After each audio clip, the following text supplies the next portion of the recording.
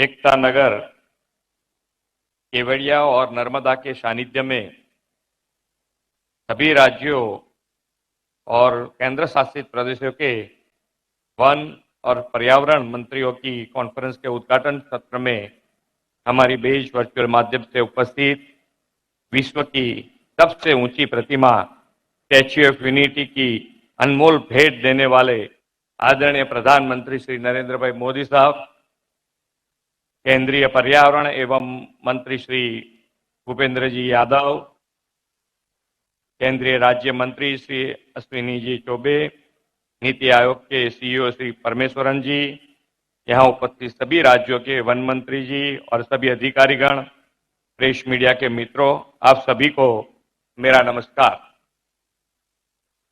देश की एकता और अखंडता के प्रतीक statue of unity Ekta Nagar के इस परिसर में मैं आप सभी का हृदय से स्वागत और अभिनंदन करता हूं।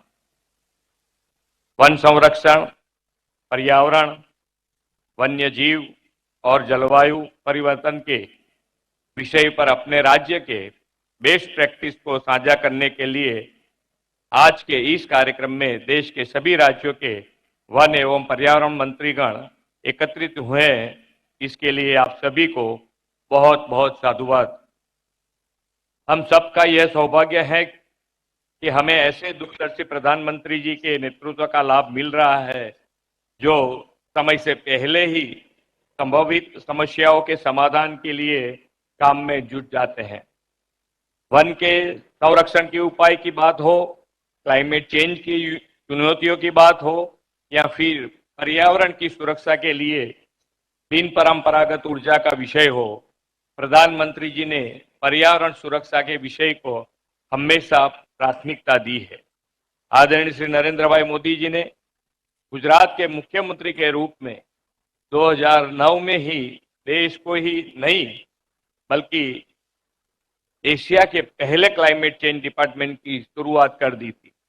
आदरणीय श्री नरेंद्र भाई ने देश के जन को वन के साथ जोड़ने का एक नया कॉन्सेप्ट दिया है। वन और पर्यावरण के संरक्षण की दिशा में गुजरात के प्रयास भी कई वर्षों से जारी है। गुजरात सरकार का वन महोत्सव कार्यक्रम केवल एक सरकारी कार्यक्रम नहीं है, बल्कि वन संरक्षण की दिशा में गुजरात द्वारा लाई गई एक नई क्रांति है। श्री नरेंद्र भाई जब गुजरात के मुख्यमंत्री थे तब उन्होंने राज्य को इस क्रांति का उपहार दिया था। आज उनके मार्गदर्शन में गुजरात सरकार ने अलग अलग जिलों में वन महोत्सव के तहत राशि वन, नक्षत्र वन और ऐसे ही अनूठे कॉन्सेप्ट के साथ कई अन्य वन्यों का निर्माण किया है। वन संरक्षण को लेकर हमारे विभिन्न प्रयासों के कारण पिछले 2 दशकों में राज्य में ग्रीन कवर काफी बढ़ा है। आपको यह जानकर खुशी होगी कि 2003 में वन विस्तारों के बाहर के क्षेत्रों में 25 करोड़ पेड़ थे, जो वर्ष 2021 में बढ़कर 40 करोड़ हो गए हैं। पर्यावरण सुरक्षा के साथ ग्रीन कवर बढ़ाकर क्लाइमेट चेंज की चुनौतियों का सामना करने में भी हम योगदान देंगे। ग्लोबल वार्मिंग आज विश्व की सबसे बड़ी समस्या है। तेजी से बदलते मौसम और पर्यावरण से आज पूरी दुनिया चिंतित है। इसलिए आज यह समय की मांग है कि हम सभी को उद्योग और पर्यावरण के बीच संतुलन बनाकर आगे बढ़ना होगा। वन, पर्यावरण और जलवायु परिवर्तन क्षेत्र में 2047 तक देश के क्या क्या समस्याएं आ सकती है और उन्हें हम कैसे दूर कर सकते हैं, इस विषय पर 2 दिवसीय सम्मेलन में सामूहिक चिंतन और मंथन फलदायी रहेगा, यह मेरा विश्वास है। अंत में मैं एक बार फिर आप सबका गांधी, सरदार और नरेंद्र भाई की भूमि गुजरात में स्वागत करते हुए अपनी वाणी को विराम देता हूं। धन्यवाद। भारत माता की जय। वंदे मातरम। जय जय गरवी गुजरात। धन्यवाद माननीय मुख्यमंत्री महोदय श्री भूपेंद्र भाई पटेल आपका। और अब आमंत्रित करते हैं पर्यावरण, वन व जलवायु परिवर्तन मंत्रालय, भारत सरकार के माननीय मंत्री महोदय श्री भूपेंद्र यादव जी को आपके स्वागत उद्बोधन के लिए। आदरणीय प्रधानमंत्री जी, सम्माननीय मुख्यमंत्री जी, यहाँ उपस्थित सभी अधिकारीगण, हम सब माननीय प्रधानमंत्री जी आपका आभार करते हैं कि 2 दिवसीय इस पर्यावरण मंत्रियों के सम्मेलन को आज आपके मार्गदर्शन में हम लोग सुनने वाले हैं। माननीय प्रधानमंत्री जी, एकता नगर में आकर के आज सभी पर्यावरण मंत्री एक बड़े सुखद अनुभूति कर रहे हैं। विशेष रूप से सरदार पटेल की विशाल प्रतिमा के सामने यह जो देश के पर्यावरणीय विकास का एक विशेष शिल्प और स्थापत्य के साथ साथ विकास का ये जो दर्शन है, इसको देखकर सभी मैं मंत्री और अधिकारीगण कल से ही ये विश्वास व्यक्त कर रहे हैं कि निश्चित रूप से एक भारत श्रेष्ठ भारत की सबसे अच्छी परिकल्पना है। माननीय प्रधानमंत्री जी, ग्लासगो में आपने पूरी दुनिया को मिशन लाइफ का जो विजन दिया था, उसके ऊपर आने वाले सत्र में नेशनल एक्शन प्लान और स्टेट एक्शन प्लान और इसके साथ नीति आयोग के जो हमारे कार्यकारी अधिकारी हैं, उनके द्वारा मिशन लाइफ का एक पूरा चर्चा सत्र किया जाने वाला है। उसके साथ ही साथ आपने जो प्लास्टिक बैन का विषय किया है और दुनिया की एनवायरमेंट असेंबली में इस विषय को जब उठाया गया तो भारत ने उस संबंध में पर्याप्त कदम उठाए हैं, उसके ऊपर भी पूरी चर्चा इस सत्र में करने वाले हैं। माननीय प्रधानमंत्री जी, देश में अभी कुछ ही दिनों पहले जो आपके नेतृत्व और मार्गदर्शन से ये पीतों को पुनर्स्थापित करके हमने इकोलॉजिकल रॉन्ग को इकोलॉजिकल हार्मनी से देश की ओर लेके गए हैं, उस दृष्टि से वाइल्ड लाइफ के विषय में, बायोडायवर्सिटी के विषय में और उसके साथ ही साथ वेटलैंड को प्रिजर्व करने के विषय में भी सम्मेलन में चर्चा होने वाली है। हमें बताते हुए बड़ी खुशी है कि आपके नेतृत्व में भारत की 75 वेटलैंड को रामसर साइट का दर्जा मिला है।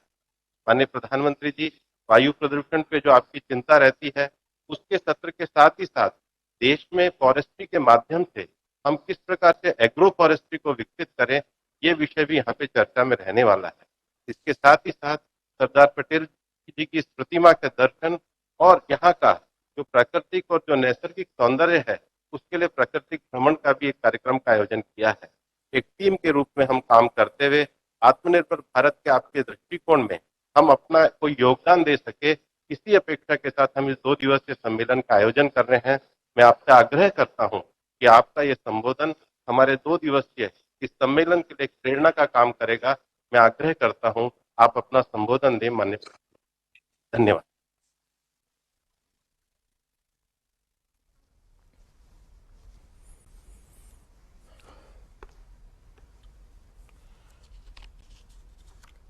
गुजरात के लोकप्रिय मुख्यमंत्री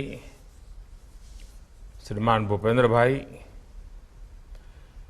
केंद्रीय मंत्रिमंडल के मेरे सहयोगी भूपेंद्र यादव जी, अश्विनी चौबे जी, राज्यों से पधारे हुए सारे सभी मंत्रीगण, केंद्र और राज्य सरकार के सभी अधिकारीगण, अन्य महानुभाव, देवियों और सज्जनों, आप सभी का इस राष्ट्रीय सम्मेलन में और विशेष करके एकता नगर में स्वागत है, अभिनंदन है। एकता नगर में ये राष्ट्रीय कॉन्फ्रेंस अपने आप में मैं महत्वपूर्ण मानता हूं। अगर हम वन की बात करें, हमारे आदिवासी भाई बहनों की बात करें, हम वाइल्ड लाइफ की बात करें, हम जल संरक्षण की चर्चा करें, हम टूरिज्म की बात करें, हम प्रकृति और पर्यावरण और विकास, एक प्रकार से एकता नगर, उसका जो होलिस्टिक डेवलपमेंट हुआ है, वो अपने आप में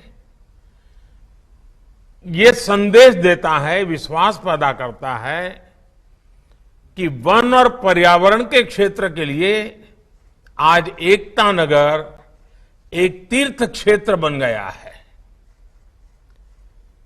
आप भी इसी क्षेत्र से जुड़े हुए मंत्री और अधिकारी आए हैं। मैं चाहूंगा कि एकता नगर में जितना भी समय आप बिताएं, उन बारीकियों को जरूर ऑब्जर्व करें कि जिसमें पर्यावरण के प्रति, हमारे आदिवासी समाज के प्रति, हमारे वाइल्ड लाइफ के प्रति कितनी संवेदनशीलता के साथ कार्य रचना की गई है, निर्माण कार्य हुआ है और भविष्य में देश के ही अनेक कोने में वन पर्यावरण की रक्षा करते हुए विकास की राह पर तेज गति से आगे बढ़ सकते हैं। इसका बहुत कुछ देखने समझने को यहां मिलेगा। साथियों, हम एक ऐसे समय मिल रहे हैं जब भारत अगले 25 वर्षों के अमृत काल के लिए नए लक्ष्य तय कर रहा है। मुझे विश्वास है आपके प्रयासों से पर्यावरण की रक्षा में भी मदद मिलेगी और भारत का विकास भी उतनी ही तेज गति से होगा। साथियों, आज का नया भारत नई सोच, नए अप्रोच के साथ आगे बढ़ रहा है। आज भारत तेजी से विकसित होती इकोनॉमी भी है और निरंतर अपनी इकोलॉजी को भी मजबूत कर रहा है। हमारे फॉरेस्ट कवर में वृद्धि हुई है और वेटलैंड्स का दायरा भी तेजी से बढ़ रहा है। हमने दुनिया को दिखाया है कि रिन्यूएबल एनर्जी के मामले में हमारी स्पीड और हमारा स्केल शायद ही कोई उसको मैच कर सकता है। इंटरनेशनल सोलर अलायंस हो, कोalition फॉर डिजास्टर रेजिलिएंट इंफ्रास्ट्रक्चर हो या फिर लाइफ मूवमेंट, बड़ी चुनौतियों से निपटने के लिए भारत आज दुनिया को नेतृत्व दे रहा है। अपने कमिटमेंट को पूरा करने के हमारे ट्रैक रिकॉर्ड के कारण ही दुनिया आज भारत के साथ जुड़ भी रही है। बीते वर्षों में लायंस, शेरों, बाघों, हाथियों, एक सिंग के गैंडों और तेंदुओं की संख्या में वृद्धि हुई है।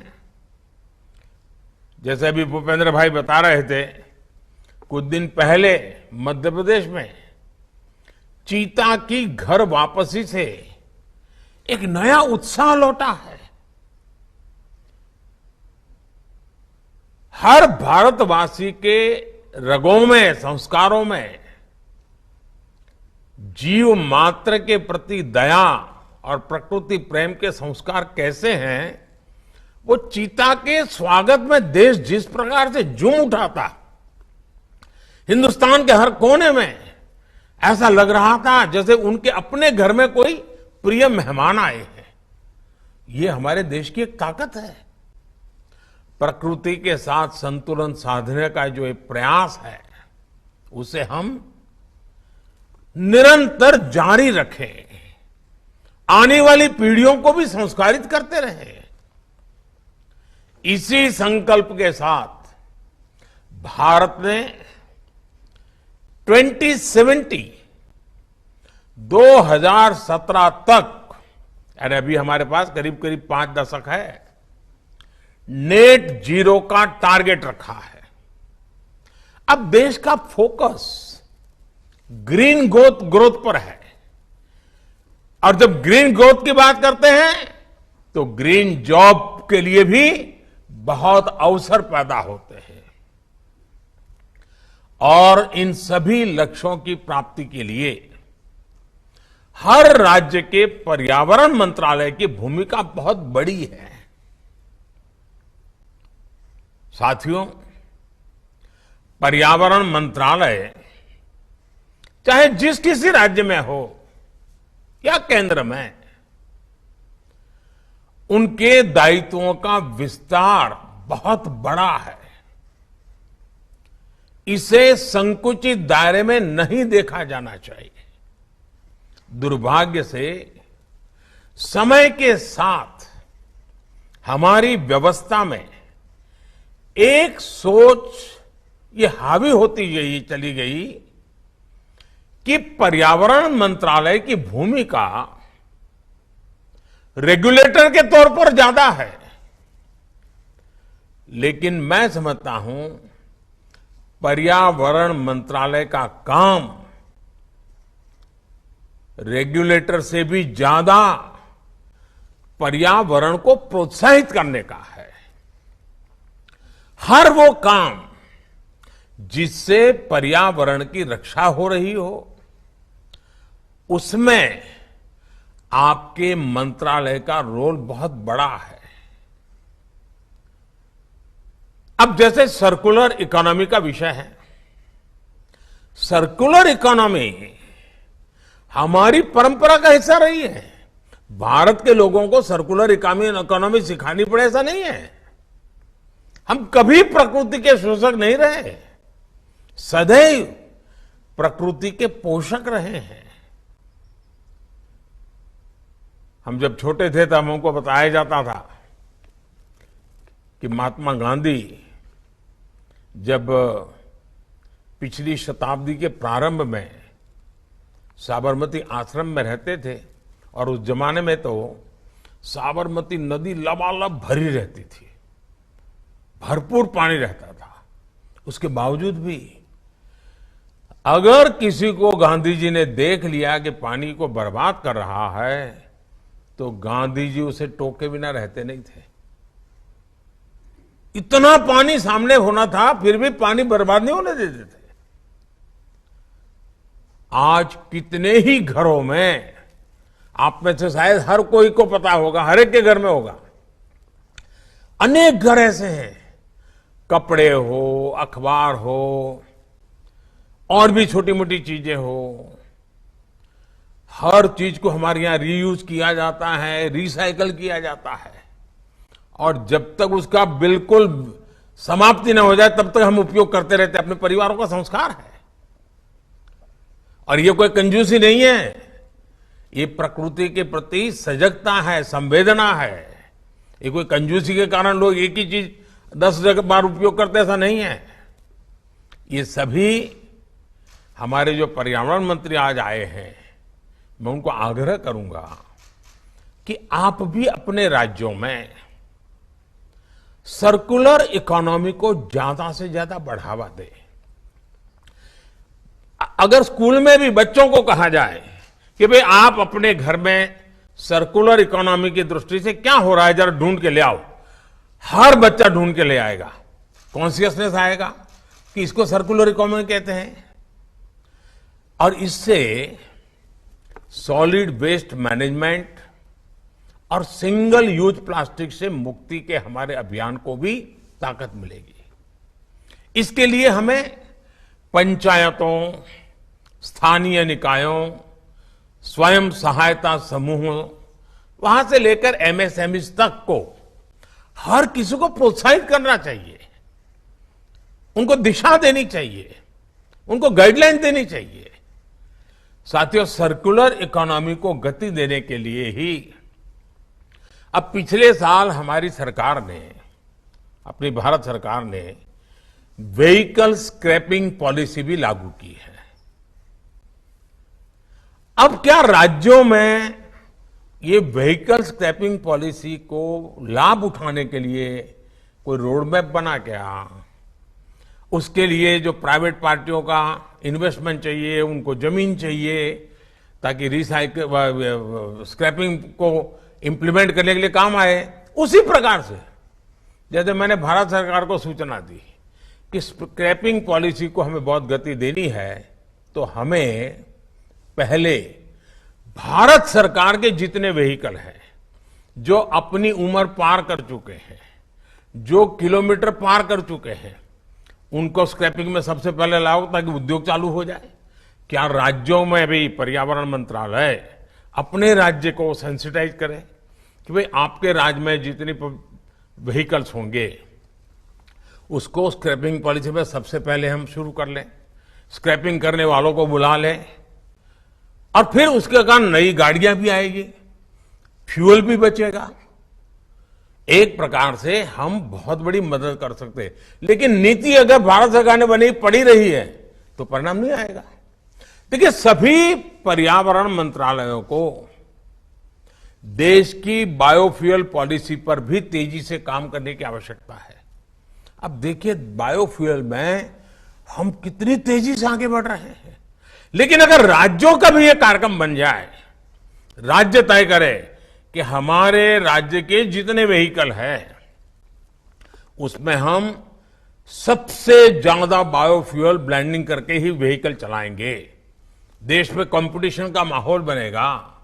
देखिए, पर्यावरण मंत्रालय को इस पॉलिसी को ओन करना होगा, उसे ग्राउंड पर मजबूती से ले जाना होगा। इथेनॉल ब्लेंडिंग के नए रिकॉर्ड आज भारत बना रहा है। अगर राज्य भी इसके साथ जुड़ जाए तो हम कितनी तेजी से बढ़ सकते हैं। मेरा तो सुझाव यह भी होगा कि हम इथेनॉल उत्पादन और इथेनॉल ब्लेंडिंग राज्यों के बीच में स्पर्धा हो, साल में एक बार उनको सर्टिफाई किया जाए कि कौन राज्य, और इससे कारण हमारे किसानों को बहुत मदद मिलेगी। खेत का जो वेस्ट है वो भी इनकम देना शुरू कर देगा। हमें इस हेल्दी कंपटीशन को बढ़ावा देना है। ये तंदुरुस्त स्पर्धा राज्यों के बीच, शहरों के बीच होती रहनी चाहिए। देखिएगा, इससे पर्यावरण की रक्षा के हमारे संकल्प को जन भागीदारी की ताकत मिल जाएगी और जो चीज आज हमें रुकावट लगती है वो हमारे लिए नई क्षितिजों को पार करने का एक बहुत बड़ा माध्यम बन जाएगी। अब देखिए, हम सब ने अनुभव किया है कि एलईडी बल्ब बिजली बचाता है, कार्बन एमिशन बचाता है, पैसे बचाता है। क्या हमारा पर्यावरण मंत्रालय, हमारा राज्य का बिजली मंत्रालय, हमारा राज्य का अर्बन मंत्रालय लगातार बैठ करके मॉनिटर करे कि भाई एलईडी बल्ब हर स्ट्रीट लाइट पर लगा है कि नहीं लगा है, हर सरकारी दफ्तरों में एलईडी बल्ब लगा है कि नहीं लगा है, एलईडी का जो ये सारा मूवमेंट चला है जो इतनी बचत करता है, पैसे बचाता है, एनवायरमेंट की भी सेवा करता है। आप इसको लीड कर सकते हैं, आपका डिपार्टमेंट लीड कर सकता है। उसी प्रकार से हमें हमारे संसाधनों को भी बचाना है। अब पानी, हर कोई कहता है पानी को बचाना ये बहुत बड़ा काम है। अभी जो हमने आजादी का अमृत महोत्सव में 75 अमृत सरोवर बनाने के लिए कहा है, क्या पर्यावरण मंत्रालय, वन विभाग इसको लीड कर रहा है क्या? जल संरक्षण का बल दे रहा है क्या? उसी प्रकार से पर्यावरण मंत्रालय और एग्रीकल्चर मिनिस्ट्री मिल करके भाई ड्रिप इरिगेशन, टपक सिंचाई, माइक्रो इरिगेशन उस पर बल देता है क्या? यानी पर्यावरण मंत्रालय के ऐसा है कि जो हर मंत्रालय को दिशा दे सकता है, गति दे सकता है, प्रेरणा दे सकता है और परिणाम ले सकता है। आजकल हम देखते हैं कि कभी जिन राज्यों में पानी की बहुलता थी, ग्राउंड वाटर ऊपर रहता था, वहां आज पानी के लिए बहुत बड़ा जंग करना पड़ रहा है। पानी की किल्लत है, हजार 1200 फीट नीचे जाना पड़ रहा है। साथियों, ये चुनौती सिर्फ पानी से जुड़े विभाग की नहीं है, बल्कि पर्यावरण विभाग को भी उसे इतना ही बड़ी चुनौती समझना चाहिए। आजकल आप देख रहे हैं कि देश के हर जिले में, जैसा मैंने आपको कहा, अमृत सरोवर का अभियान चल रहा है। अब अमृत सरोवर वाटर सिक्योरिटी के साथ ही एनवायरमेंट सिक्योरिटी से भी जुड़ा हुआ है। उसी प्रकार से इन दिनों आपने देखा होगा हमारे किसानों में केमिकल फ्री खेती, नेचुरल फार्मिंग, अब यूं तो लगता है वो एग्रीकल्चर डिपार्टमेंट का है, लेकिन अगर हमारा पर्यावरण मंत्रालय जुड़ जाए तो उसको एक नई ताकत मिल जाएगी। प्राकृतिक खेती ये भी पर्यावरण की रक्षा का काम करता है। ये हमारी धरती माता की रक्षा करना ये भी एक बहुत बड़ा काम है। इसलिए ही मैं कहता हूं कि बदलते हुए इस समय में पर्यावरण मंत्रालय द्वारा पार्टिसिपेटिव और इंटीग्रेटेड अप्रोच लेकर काम करना बहुत आवश्यक है। जब पर्यावरण मंत्रालय की दृष्टि बदलेगी, लक्ष्य तय होंगे, राह निर्धारित हो जाएगी, मुझे पूरा विश्वास है साथियों, प्रकृति का भी उतना ही भला होगा। साथियों, पर्यावरण की रक्षा का एक और पक्ष जन जागरूकता, जन भागीदारी, जन समर्थन, ये बहुत आवश्यक है।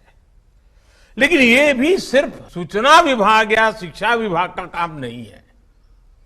जैसे आप सभी को भली भांति पता है कि देश में जो हमारी नई राष्ट्रीय शिक्षा नीति, अब सचमुच वो आपके लिए भी उपयोगी है, आपके डिपार्टमेंट के लिए, उसमें एक विषय है एक्सपीरियंस बेस्ड लर्निंग पर, उस पर जोर दिया गया है।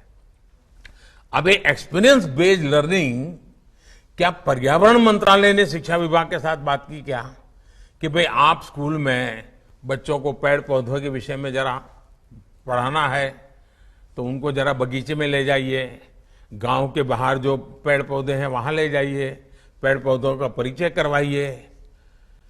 अब ये शिक्षा मंत्रालय और पर्यावरण मंत्रालय मिलकर के काम करें तो उन बच्चों में पर्यावरण के प्रति स्वाभाविक एक जागरूकता आएगी और इससे बच्चों में जीव विविधता के प्रति जागरूकता आएगी और पर्यावरण की रक्षा के लिए उनके दिल दिमाग में वो ऐसे बीज बो सकते हैं जो आने वाले समय में पर्यावरण की रक्षा के एक बहुत बड़े सिपाही बन जाएंगे।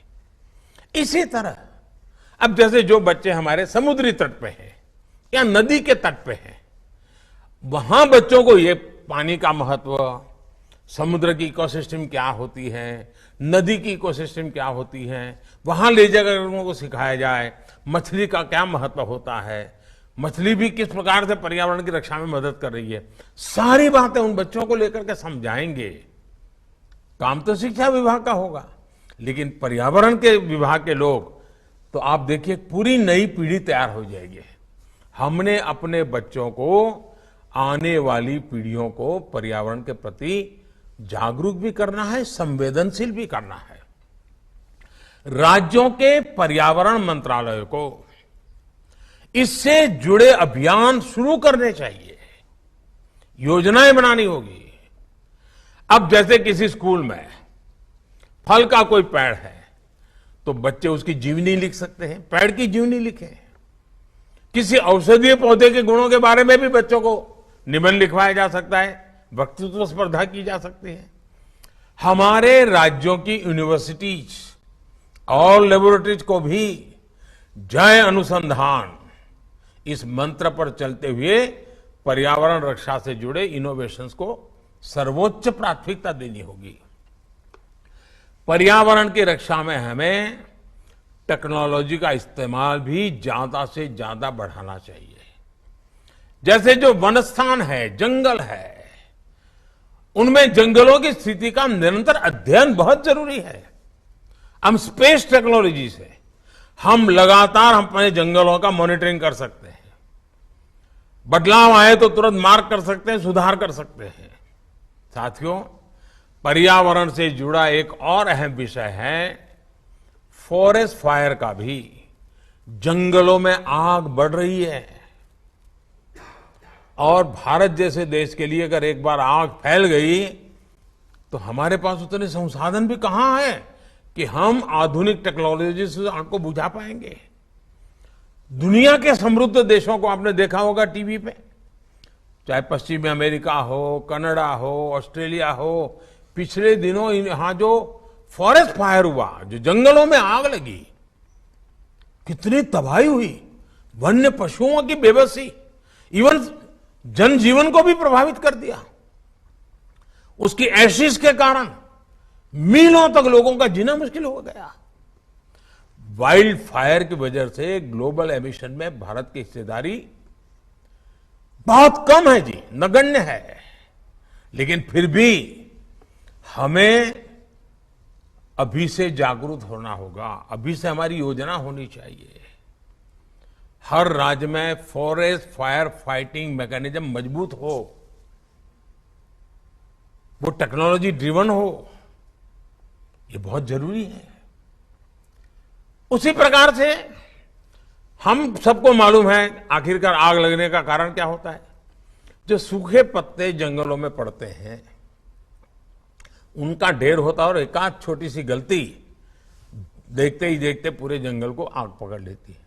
लेकिन अब ये जंगलों में जो वेस्ट पड़ता है ना, पत्तियां पड़ती हैं, पानखर के अंदर जब सारा जंगल जमीन पर सब पत्तियां नजर आती है, आजकल उसका भी सर्कुलर इकोनॉमी में उपयोग होता है। आजकल उसमें से खाद भी बनता है, आजकल उसमें से कोयला बनाया जाता है।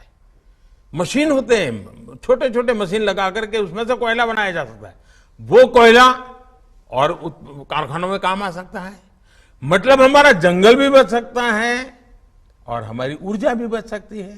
कहने का मेरा तात्पर्य है कि हमें इसमें भी फॉरेस्ट फायर के लिए हमारी जागरूकता, वहां के लोगों को और उनकी इनकम का भी साथ, जंगल में रहते हैं, जैसे हमारा वन धन पर बड़ा बल है, उसी प्रकार से इसको भी एक धन मान करके हैंडल किया जाए तो हम जंगलों की आग को बुझा सकते हैं। हमारे फॉरेस्ट गार्ड को भी अब नए सिरे से ट्रेनिंग देने की बहुत जरूरत है जी। ह्यूमन रिसोर्स डेवलपमेंट के नए पहलुओं को जोड़ने की आवश्यकता है। पुराने जमाने के जो बिडगार्ड होते हैं उतने से बात बनने वाली नहीं है। साथियों, मैं आप सभी से एक और महत्वपूर्ण बिंदु की भी चर्चा करना चाहता हूं। आप भली भांति जानते हैं कि आधुनिक इंफ्रास्ट्रक्चर के बिना देश का विकास, देशवासियों के जीवन स्तर को सुधारने का प्रयास सफल नहीं हो सकता। लेकिन हमने देखा है कि एनवायरमेंट क्लियरेंस के नाम पर देश में आधुनिक इंफ्रास्ट्रक्चर के निर्माण को कैसे उलझाया जाता था। आप जिस जगह पे बैठे हैं ना, ये एकता नगर में, ये हमारी आंखें खोलने वाला उदाहरण है। कैसे अर्बन नक्सलों ने, विकास विरोधियों ने इस इतने बड़े प्रकल्प को, सरदार सरोवर डैम को रोक के रखा था। आपको जानकर के हैरानी होगी साथियों, ये जो सरदार सरोवर डैम एकता नगर में आप बैठे हैं ना, इतना बड़ा जलाशय देखा होगा आपने, इसका शिलान्यास देश आजाद होने के तुरंत बाद किया गया था। सरदार वल्लभ भाई पटेल ने बहुत बड़ी भूमिका निभाई थी। पंडित नेहरू ने शिलान्यास किया था। लेकिन सारे अर्बन नक्सल मैदान में आ गए, दुनिया के लोग आ गए, अपप्रचार किया, ऐसा ये पर्यावरण विरोधी है, यही अभियान चलाया और बार बार उसको रोका गया। जो काम की शुरुआत नेहरू जी ने की थी, वो काम पूरा हुआ मेरा आने के बाद। बताइए कितना देश का पैसा बर्बाद हो गया। और आज वही एकता नगर पर्यावरण का तीर्थ क्षेत्र बन गया। मतलब कितना झूठ चलाया था। और ये अर्बन नक्सल आज भी चुप नहीं है, आज भी उनके खेल खेल रहे हैं। उनके झूठ पकड़े गए, वो भी स्वीकार करने को तैयार नहीं है। अब उनको अब राजनीतिक समर्थन मिल जाता है कुछ लोगों का। साथियों, भारत में विकास को रोकने के लिए कई ग्लोबल इंस्टीट्यूशन भी, कई फाउंडेशन भी ऐसे बड़े पसंद आने वाले विषय पकड़ करके तूफान खड़ा कर देते हैं और ये हमारे अर्बन नक्सल उसको माथे पर लेकर के नाचते रहते हैं और हमारी हर रुकावट आ जाती है। पर्यावरण की रक्षा के संबंध में कोई कॉम्प्रोमाइज न करते हुए भी संतुलित रूप से विचार करके हमें ऐसे लोगों की साजिशों को, जो वर्ल्ड बैंक तक को प्रभावित कर देते हैं, बड़े बड़े जुडिशरी को प्रभावित कर देते हैं, इतना अपप्रचार कर देते हैं, चीजें अटक जाती है। मैं चाहता हूं कि हमें इन सारे विषयों में एक बड़ा होलिस्टिक अप्रोच अपना कर आगे बढ़ना चाहिए। साथियों, हमारा प्रयास होना चाहिए कि बेवजह पर्यावरण का नाम लेकर ईज ऑफ लिविंग और ईज ऑफ डूइंग बिजनेस के रास्ते में कोई बाधा ना खड़ी करे। कैसे बाधा बनती है मैं उदाहरण देता हूं। मैं गुजरात में पानी का संकट हमेशा रहता है। 10 साल में 7 साल अकाल के दिन रहते थे, तो हमने चेक डैम का बड़ा अभियान चलाया। हम चाहते थे फॉरेस्ट में भी पानी का प्रबंध हो, तो हम फॉरेस्ट में पर्वत की जो ढलान होती है उस पर छोटे छोटे यानी डाइनिंग टेबल जितने छोटे छोटे छोटे तालाब बनाना, बहुत छोटे तालाब, 10 फुट लंबे हो, 3 फुट चौड़े हो, 2 फुट गहरे हो, और उसके पूरे लेयर बनाते जाना, ऐसे हमने सोचा। आप हैरान होंगे, एनवायरमेंट फॉरेस्ट मिनिस्ट्री ने मना कर दिया। अरे मैंने कहा भाई ये पानी होगा तभी तो तुम्हारा फॉरेस्ट बचेगा। आखिरकार मैंने उनको कहा अच्छा मैं फॉरेस्ट विभाग को पैसे देता हूं, आप चेक डैम बनाइए, पानी बचाइए और जंगलों को ताकत दीजिए। तब जाकर के बड़ी मुश्किल से मैं वो काम कर पाया था। मतलब हम एनवायरमेंट के नाम पर फॉरेस्ट में भी अगर पानी का प्रबंध नहीं करेंगे तो काम कैसे चलेगा। साथियों, हमें याद रखना है कि जितनी तेजी से एनवायरमेंट क्लियरेंस मिलेगी उतना ही तेजी से विकास हो, और कॉम्प्रोमाइज किए बिना ये हो सकता है। मुझे बताया गया है, आप सभी राज्यों के लोग बैठे हैं, आज की तारीख में एनवायरमेंट क्लियरेंस के 6000 से ज्यादा काम आपके मंत्रालयों में पेंडिंग पड़े हुए हैं। इसी तरह फॉरेस्ट क्लियरेंस के भी करीब करीब 6500 प्रोजेक्ट, उनकी एप्लीकेशन आपके टेबलों पर लटकी पड़ी हुई है। क्या साथियों, आज के आधुनिक युग में, अच्छा वो भी 3 महीने के बाद क्लियरेंस मिलेगा, 6, तो कारण कुछ और है। हमें बिल्कुल कोई पैरामीटर तय करने चाहिए, निष्पक्ष भाव से करना चाहिए, और पर्यावरण की रक्षा करते हुए क्लियरेंस में देने में गति लानी चाहिए। हमने रुकावट नहीं बनना चाहिए। आप अंदाजा लगा सकते हैं, पेंडेंसी की वजह से हमारे प्रोजेक्ट लोगों को फायदा नहीं होता है, खर्च भी बढ़ जाता है, समस्याएं बढ़ जाती हैं। हमें कोशिश करनी चाहिए पेंडेंसी कम से कम हो, और जेन्युइन केस में ही पेंडेंसी हो, तेजी से क्लियरेंस मिले। इसे लेकर हमें एक वर्क एनवायरनमेंट को भी बदलने की जरूरत है। जो एनवायरनमेंट रक्षा की हम बात करते हैं ना, तो वर्क एनवायरनमेंट भी बदलना पड़ेगा। मैंने अक्सर देखा है कि जिस प्रोजेक्ट को लंबे समय से एनवायरनमेंट क्लियरेंस नहीं मिल रही है, फॉरेस्ट क्लियरेंस नहीं मिल रही है, तो मैंने देखा है कि राज्य सरकारें मुझे चिट्ठियां लिखती है। कभी भारत सरकार के डिपार्टमेंट मुझे चिट्ठियां लिखते हैं कि फलाने राज्य में अटका हुआ है, कोई राज्य वाला कहता है भारत सरकार में अटका हुआ है। मैं उन ऐसे प्रोजेक्ट को प्रगति के अंदर लाता हूं, और मैं हैरान हूं, जैसा ही वो प्रगति में आ जाता है, फटाफट राज्यों में भी केंद्र में भी क्लियरेंस शुरू हो जाता है। मतलब अगर एनवायरमेंट के इश्यू होते तो क्लियरेंस नहीं होता। तो कोई न कोई ऐसी बातें हैं, ढीलापन है, वर्क कल्चर ऐसा है जिसके कारण हमारी गड़बड़ हो रही है। और इसलिए मैं आपसे आग्रह करूंगा कि हमें सबने मिलकर के, चाहे केंद्र हो या राज्य हो या स्थानीय स्वराज्य हो, ये डिपार्टमेंट हो और वो डिपार्टमेंट हो, मिलकर के काम करेंगे तो ऐसी कोई रुकावटें नहीं आएगी। अब आप देखते हैं टेक्नोलॉजी का उपयोग हो रहा है। परिवेश पोर्टल आप सबने देखा होगा। परिवेश पोर्टल पर्यावरण से जुड़े सभी तरह के क्लियरेंस के लिए सिंगल विंडो माध्यम बना है। ये ट्रांसपेरेंट भी है, और इससे अप्रूवल के लिए होने वाली भागदौड़ भी कम हो रही है। 8 साल पहले तक एनवायरमेंट क्लियरेंस में जहां 600 से ज्यादा दिन लग जाते थे, याद रखो दोस्तों, पहले 600 दिन से ज्यादा समय लग जाता था क्लियरेंस में। आज टेक्नोलॉजी की मदद से उससे ज्यादा अच्छे ढंग से, साइंटिफिक तरीके से काम होता है, और सिर्फ 75 दिन के अंदर काम पूरा हो जाता है। पर्यावरण स्वीकृति देने में हम नियमों का भी ध्यान रखते हैं और उन क्षेत्रों के लोगों के विकास को भी प्राथमिकता देते हैं। यानी ये इकोनॉमी और इकोलॉजी दोनों के लिए विन विन सिचुएशन होती है। आपको मैं एक और उदाहरण देता हूं। अभी कुछ सप्ताह पहले ही केंद्र सरकार ने दिल्ली में प्रगति मैदान टनल को देश को समर्पित किया है। इस टनल की वजह से दिल्ली के लोगों की जाम में फंसने की परेशानी कम हुई है। प्रगति मैदान टनल हर साल 55 लाख लीटर से ज्यादा ईंधन बचाने में भी मदद करेगी। अब ये पर्यावरण की रक्षा है। इससे हर साल करीब करीब 13,000 टन कार्बन एमिशन कम होगा।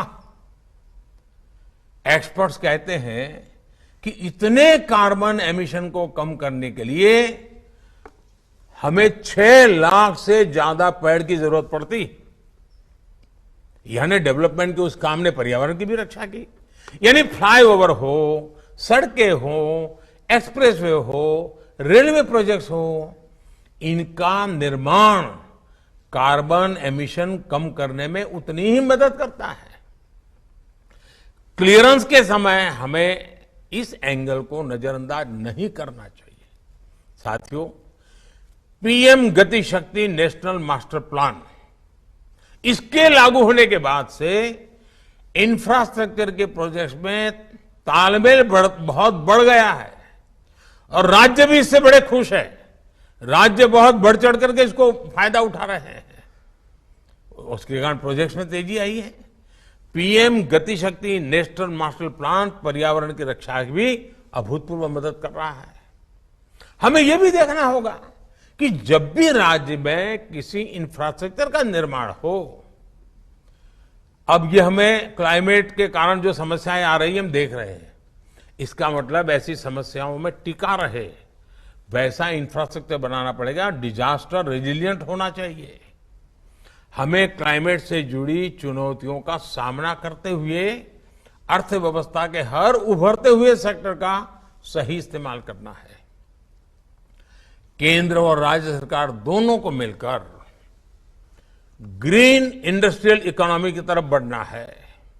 साथियों, मुझे विश्वास है इन 2 दिनों में आप पर्यावरण रक्षा के भारत के प्रयासों को और अधिक सशक्त करेंगे। पर्यावरण मंत्रालय सिर्फ रेगुलेटरी ही नहीं बल्कि लोगों के आर्थिक सशक्तिकरण और रोजगार के नए साधन बनाने का भी बहुत बड़ा माध्यम है। एकता नगर में आपको सीखने के लिए, देखने के लिए बहुत कुछ मिलेगा। गुजरात के करोड़ों लोगों का, राजस्थान के करोड़ों लोगों को, महाराष्ट्र के करोड़ों लोगों को, मध्य प्रदेश के लोगों को बिजली के कारण एक सरदार सरोवर डैम ने 4 राज्यों के जीवन को प्रभावित किया है, सकारात्मक प्रभाव पैदा किया। राजस्थान के रेगिस्तान तक पानी पहुंचा है, कच्छ के रेगिस्तान तक पानी पहुंचा है और बिजली पैदा होती है। मध्य प्रदेश को क्लीन बिजली मिल रही है। सरदार साहब की इतनी विशाल प्रतिमा हमें एकता के प्रण पर डटे रहने की भी प्रेरणा देती है। इकोलॉजी और इकोनॉमी कैसे एक साथ साथ विकास कर सकते हैं, कैसे एनवायरनमेंट भी मजबूत किया जा सकता है, एम्प्लॉयमेंट के नए अवसर भी बनाए जा सकते हैं, कैसे बायोडायवर्सिटी, इको टूरिज्म बढ़ाने का इतना बड़ा माध्यम बन सकती है, कैसे हमारी वन संपदा, हमारी आदिवासी भाई बहनों की संपदा में वृद्धि करती है। इन सारी बातों का उत्तर, सारे प्रश्नों का समाधान इस केवड़िया में, एकता नगर में आप सबको एक साथ नजर आता है। एकता नगर डिक्लेरेशन आजादी के अमृत काल के लिए बेहतर समाधान लेकर आएगा, ये मेरा पूरा विश्वास है। और साथियों, मैं भारत सरकार के मंत्रालय के सभी अधिकारियों को और मंत्री महोदय को बधाई देता हूं कि उन्होंने इस कार्यक्रम की रचना की। मेरा आपसे आग्रह है, जो लेक्चर्स होंगे, जो चर्चाएं होगी, उसका अपना महत्व होता ही है, लेकिन सबसे ज्यादा महत्व आप जो 2 दिन साथ रहेंगे ना, एक दूसरे के अनुभव जानेंगे। हर राज्य ने कुछ न कुछ अच्छे प्रयोग किए होंगे, अच्छे इनिशिएटिव लिए होंगे। जब अपने साथियों से, अन्य राज्यों से आपका परिचय बढ़ेगा, उनसे बातें करोगे, तो आपको भी नए नए आइडियाज मिलेंगे, आपको भी नई नई बातें औरों को बताने का मौका मिलेगा। यानी ये 2 दिन अपने आप में एक बहुत बड़ा प्रेरणा का कारण बन जाएंगे। आप स्वयं ही दूसरे की प्रेरणा बनेंगे, आपके साथ ही आपकी प्रेरणा बनेंगे। इस वातावरण को लेकर के ये 2 दिवसीय मंथन देश के विकास के लिए, पर्यावरण की रक्षा के लिए और आने वाली पीढ़ी को पर्यावरण के प्रति संवेदनशील बनाने के लिए सही दिशा लेकर के, सही संकल्प लेकर के, एक निश्चित रोड मैप लेकर के हम सब चलेंगे, इसी अपेक्षा के साथ आप सबको बहुत बहुत शुभकामनाएं, बहुत बहुत धन्यवाद।